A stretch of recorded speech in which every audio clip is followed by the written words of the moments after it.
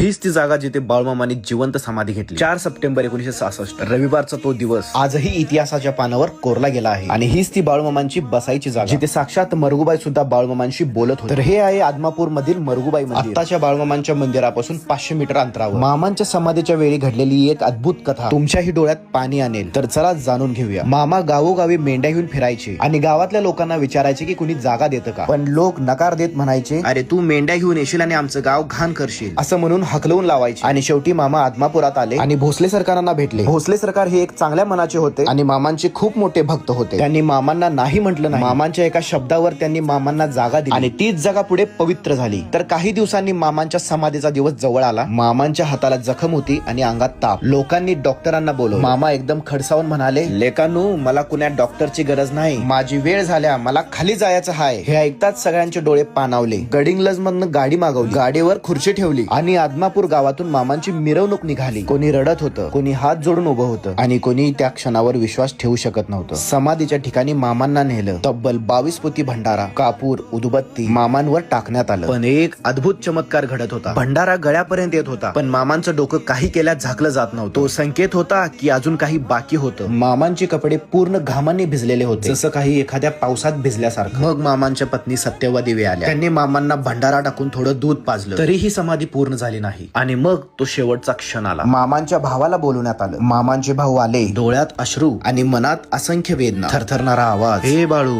हे बाळू. ही फक्त त्यांची हाक नव्हती, हा होता आयुष्यभराचा प्रेमाचा आवाज. त्याने हलकेच मामांच्या चेहऱ्यावरून प्रेमाने हात फिरवला. तो शेवटचाच स्पर्श होता. सगळे शांत झाले, श्वासही थांबला आणि मग त्यांनी 2 पाट्या भंडारा टाकला आणि चमत्कार घडला. जे 22 पोती भंडाऱ्याने झालं नाही ते एका भावाच्या प्रेमाने झालं. पहिल्यांदाच भंडारा मामांच्या डोक्यावर गेला आणि त्या क्षणी बाळूमामा शांतपणे जिवंत समाधी घेतली.